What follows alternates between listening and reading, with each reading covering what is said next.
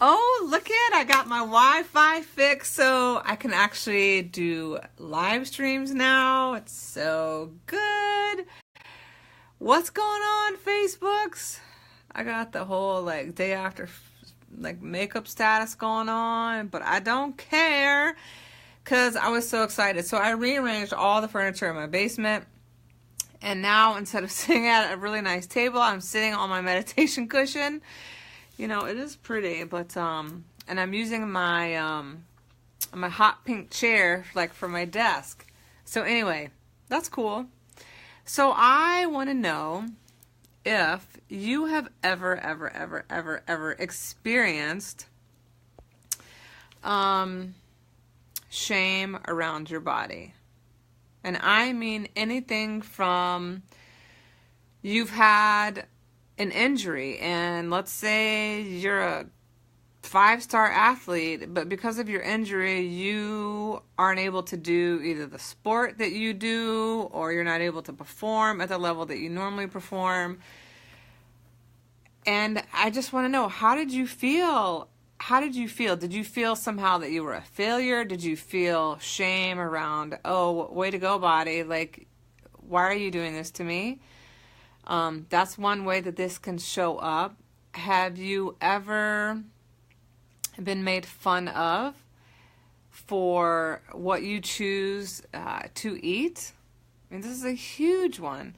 Or have you ever maybe been diagnosed with something and you just really had some shame around, like, way to go, your body's just not showing up in the way that you would like it to show up. I mean, I just think this is a common issue, and I think for women specifically, it's something that we don't talk about a lot. And so I think it's time to talk about the elephant in the room and to talk about sort of the emotional aspects of shame, specifically around the body.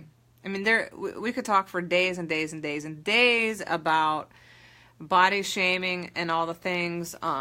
It's such a multifaceted topic. That's why I love human psychology. I love talking about the way that the mind works. I love talking about the subconscious mind. I love all of those things. And that's why I think I'm so called to, and I'm so attracted to talking about the correlation between the physical body, food, nutrients that we put in our bodies, like the food we eat, also the way that we fuel our mind, body, soul, right? With relationships, things that we choose to do, all of those things. And plus I'm a foodie. Like, I freaking love to eat, and I have never ever had an experience where I had a reaction to food or I had an intolerance to food. Up until about, I don't know, 6 months ago, I know that the only thing I had like an intolerance to was MSG. It like gives me this weird like tension headache, and so I just don't eat it. I have also had the experience where I've had this, you guys have heard me talk about this. I have this cervical dystonia thing. It's actually much better right now, but it's basically a condition where it's a movement disorder. And so my neck tends to like want to be stuck in this one position, and it's not very comfortable, and my range of motion is really, really limited. And I have been working on it for over a year. And it is definitely a test. I guess it's a blessing also, because there's something really massively awesome that's coming out of it.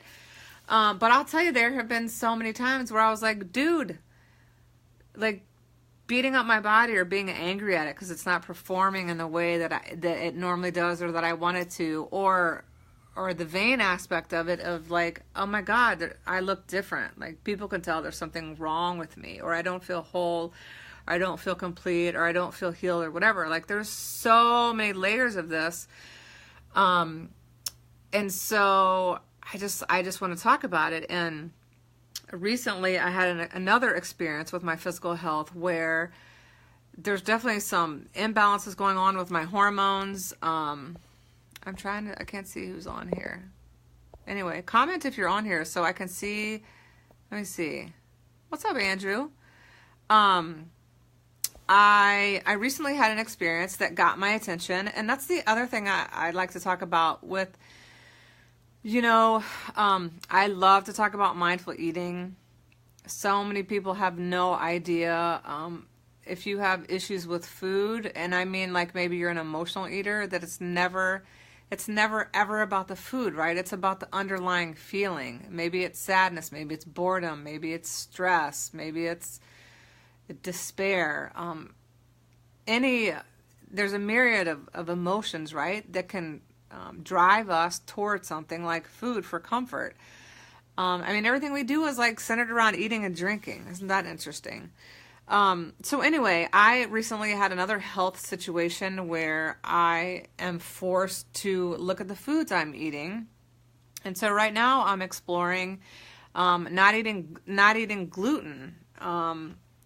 And it's been a journey, and I have a lot of people close to me in my life who have massive allergies or massive intolerances to things. And I've always felt like, man, that would suck. And I keep saying, I wish there were restaurants that catered just to people who have allergies or intolerances, because you hear about it so frequently now, especially with children. I mean, the amount of allergies in kids, and it just makes life a lot harder because you can't just go places and expect to order certain types of foods, or go places and not be exposed to things that you may be allergic to, or your kids. So anyway, I just think it's a great opportunity to learn not only about our own health and like what signs our bodies are like showing us that we may or may not be paying attention to. And it's also a great opportunity to have compassion and to try to understand what somebody might be going through, even though it's never impacted you or you can't necessarily relate. Or I just think it's a great opportunity to explore all these things. And so I am so excited really to sort of dive deeper into this. I'm collaborating with my good friend Melissa Berg, and we are going to do this beta test mini course called The Gut Brain Collective, really talking about our own experiences with this connection, the gut and the brain. Your brain is called your second, or your gut is called your second brain. It's where your immune system is housed. And the other thing that's so powerful is the intelligence of your body is incredible. However, I think so many of us are taught to believe that we can't trust the intelligence of our own body, that we got to listen to some guru or some expert. It's like no one can be the expert or the guru for you except for you, but you have to be paying attention, right? You have to be noticing what's coming up. If this resonates with you, let me know.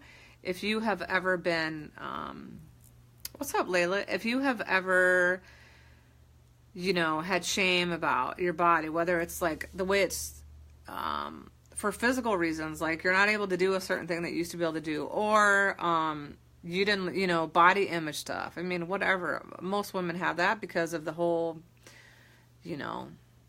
I don't even have to talk about why women have that, because it's just like an epidemic, right?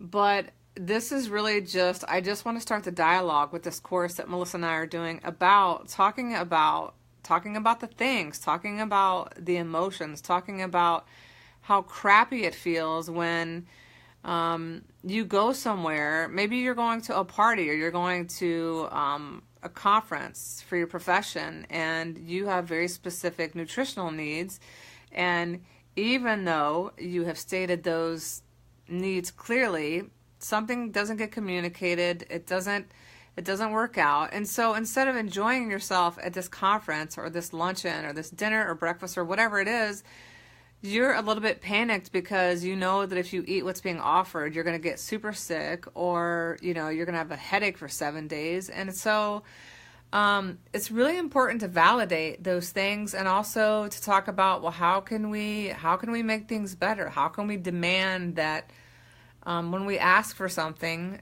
that our needs are accommodated, because why should it be any different for somebody that has special needs versus somebody who doesn't, right? We're all equal, and if we're all paying the same thing, that should be an expectation. And so I want to open this dialogue. I want to talk about it. I think that there needs to be more support. There needs to be more discussion of how impactful it is on your overall life if you have like a physical thing that's impacting your life, and you don't know what the options are. You don't even know where to begin because it's so overwhelming. I mean, I know a lot about nutrition. I guess I know enough to be, quote, dangerous. I mean, I went to nutrition school, but switching over to this gluten-free stuff, it has been interesting because you can't just, go somewhere and hope and pray that they have gluten-free options, because a lot of places don't. It's a lot better than it used to be, but it makes it a little bit more challenging, right? So many issues. I think there's so much shame around all this stuff that I think that it needs to be talked about. I'm a huge Brene Brown fan, and vulnerability is my life's work. Just being open and honest about all the things, good, scary, overwhelming, shitty, whatever you want to call them, the full spectrum, right? Because it's when we are truthful and vulnerable, that's where the magic happens. So I just would invite you, if you do have anything with your physical health that you've ever sort of been judgmental to yourself, I want to give you permission to forgive yourself. You're doing the best that you can with what you have.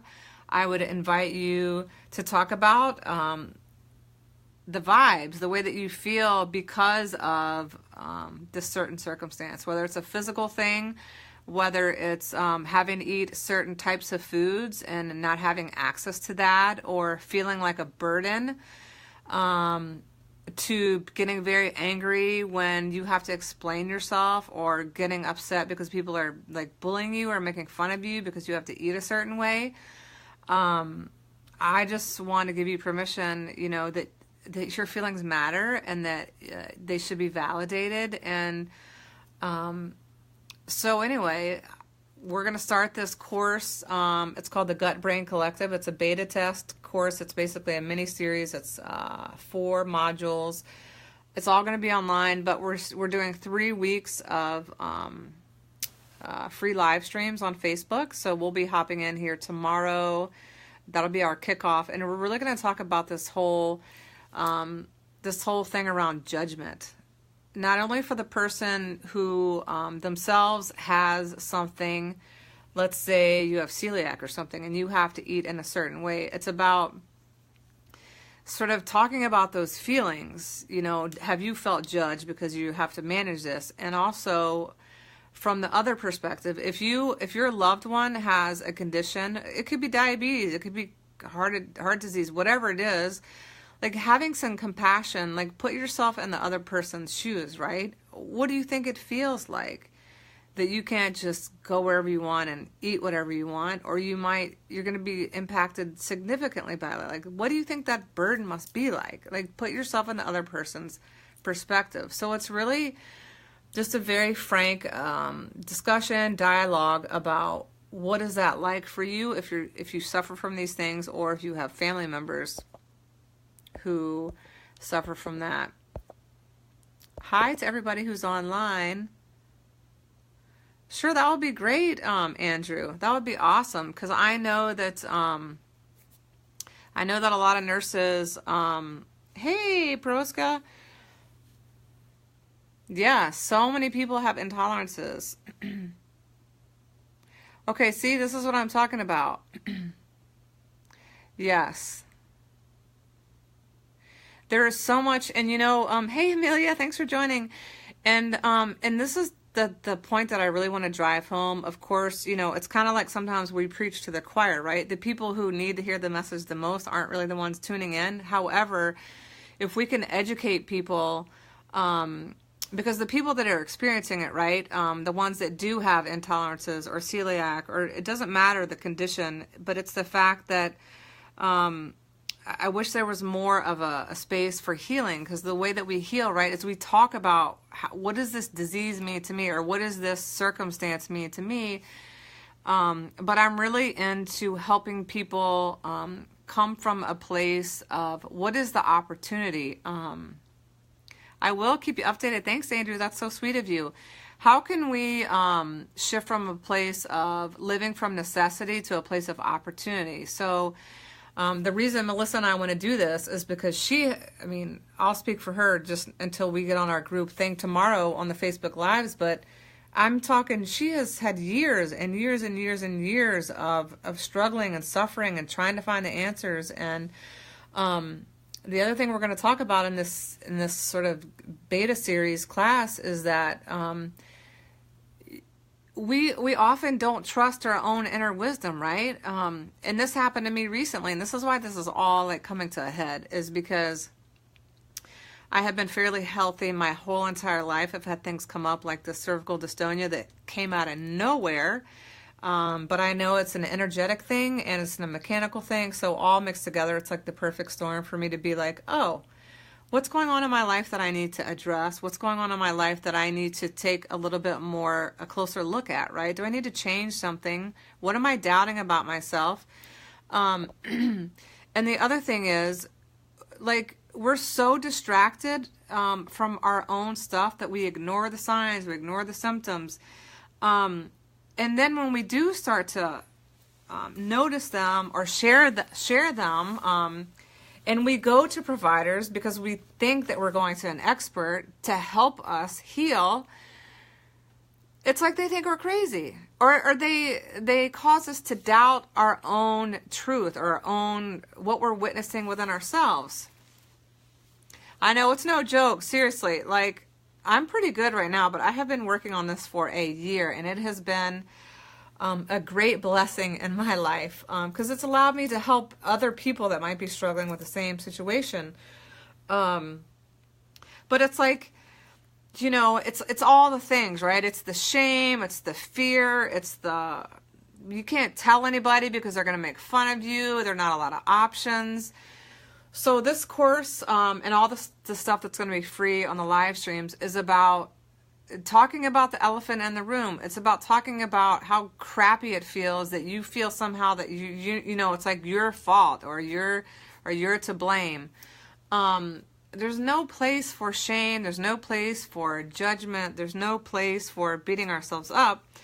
So it's just about opening the dialogue.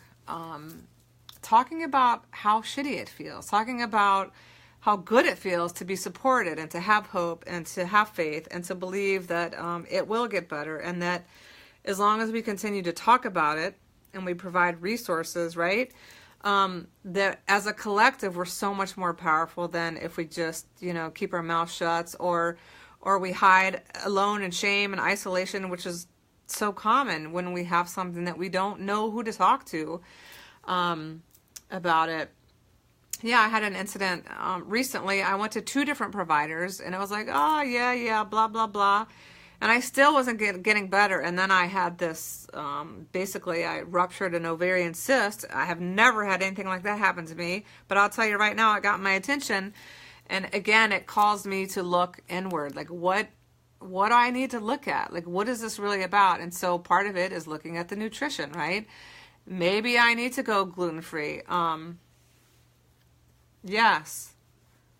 I have such a special place in my heart for people who have felt isolated, alone, because at some point in our lives we have all felt that. And so I have taken it upon myself to seek out people who are high vibe, who want to talk about the issues, who want to make the world a better place. And so it can be done. But yeah, I like to offer sort of a platform to reach people who felt like that. Because I don't think anyone should feel isolated and alone and bullied or left out or...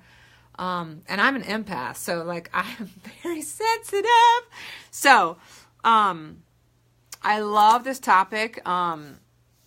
and I love the gut. I love the heart used to be my favorite organ because I've been a nurse for 20 years, and I always worked with cardiac patients, everything from cardiac ICU to the electrophysiology lab, and now I'm falling in love with the mind because this is like a little side tangent, but I'm so obsessed with psychology and human behavior, and I love sharing with people in my coaching.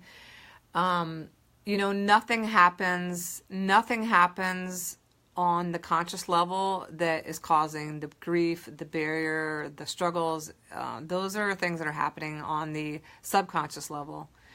And it's the things below the tip of the iceberg that we don't see. They're not tangible things, but we feel them, right? So what's that quote? You cannot fix something at the same level that it was created, right? So anyway, I'm such a psychology geek, and I could talk about this stuff all the live long days. So I would love to know from you, what would you say, if you were like looking for support, would it be just holding the space and validating what's going on for you? Would it be getting resources on nutrition? Would it be helping you be more self-assertive and empowered and asking for what you need? What would you feel like? What's the next thing for you to be able to continue on your journey in a way that's more healthy for you? I would love to know. Look at that pretty picture. That was something my son made. That one right there. And then this is the one I made when I was like 4. Little flowers. So cute. Let me know. To me, it's all about community. Like, I need to feel connected. I need to feel supported by the people in my tribe, which is why I created that Wild Happy Free Sisterhood, because I feel like we're more connected than we've ever been, but we've never been more like compartmentalized, isolated, sort of like trying to keep up with the Joneses. Everybody in the online space is like comparing what they're doing to what other people are doing, and oh no, is this not the right way? At the end of the day, I think part of the other reason is we have so many health issues is because we're not living in our truth. We're not living in alignment. We're living from a place of, oh, this is what we should do. This is what, if we made our parents happy or our neighbors impressed, and, like a lot of our behavior is driven from external information. And I mean, I've been there, done that too. Like that's what I'm working on. So me stepping up, doing this course, continuing to evolve, and just share what I'm learning, it's an awesome thing. So again, I give you permission to talk about what you're struggling with. Just tell one person. Because you know what happens when you talk about your truth? You give everybody else around you permission to do the same. And at the end of the day, we're all just walking each other home, and we all just want to be brave. We all just want to be courageous. And what's up, Linda?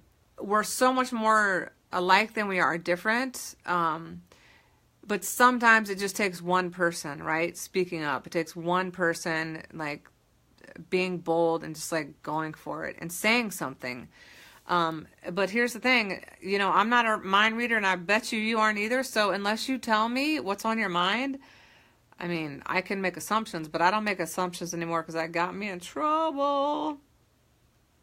Oh yes. Screen time.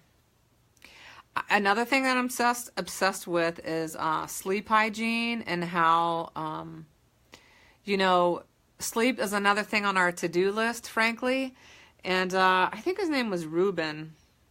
Mark Rubin? I don't know. It was a neurologist. And I heard him say at some summit, I think it was actually about Leaky Gut Summit. I can't remember. But anyway, he talked about you got to learn how to put the brakes on before you pull the car in the garage. I know, Andrew. Why do we do that?